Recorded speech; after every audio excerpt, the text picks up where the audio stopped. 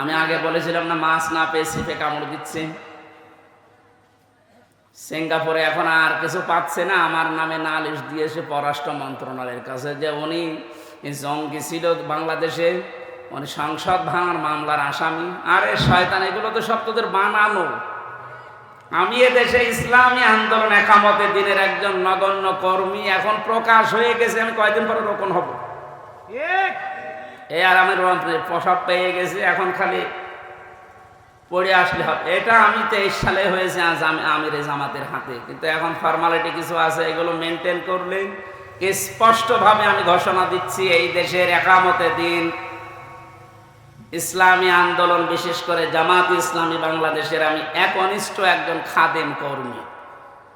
আর এই দলে যারা আছে তাদেরকে জঙ্গি বলে নাটক সাজালে আমেরিকাও বিশ্বাস করবে না। যেন আহ্বান জানাচ্ছি, এ দিন কায়েম করার জন্য যারা চেষ্টা চালায়, আপনারা দলে দলে পালে পালে এদিকে আসবেন।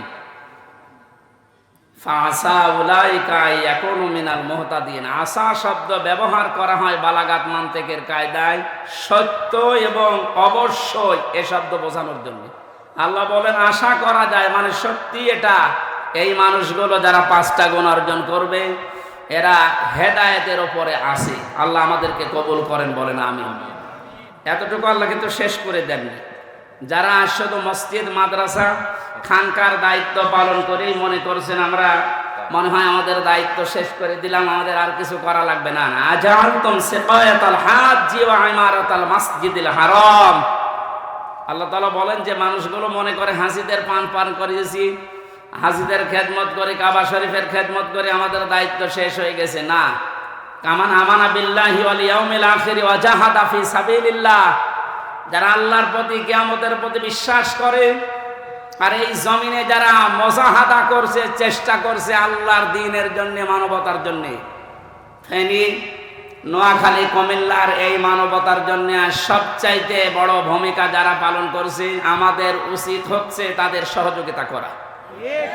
সারা বাংলাদেশে আজকে জুমার খুতবার আসল বিষয় এইটা, যেহেতু ওরা যে অবস্থায় আছে, এই মানবতা আজ বিপন্ন করার জন্য যারা দায়ী, তাদের জন্য বড় দোয়া করছি।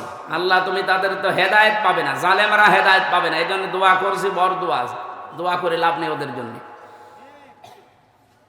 এখান থেকে শান্তির কন্যা চলে যে অশান্তি বাঁধাচ্ছে, ওখানে বসে বসে বিভিন্ন আত্মীয় স্বজন যারা আছে তাদেরকে দিয়ে আজ এই মানুষগুলোকে পুড়িয়েছে।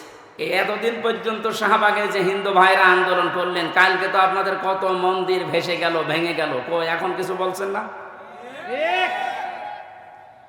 ওরা যখন পানি ছেড়ে ডোবাতে চায়, তখন দেখে না এই যে বাড়িগুলো হিন্দুদের না মুসলমানের। ওদের টার্গেট এই দেশের জনগণ। এই জন্য কষ্ট দেওয়া যখন জনগণ, তখন আপনারা উল্টাপাল্টা আর ধারণা করবেন না।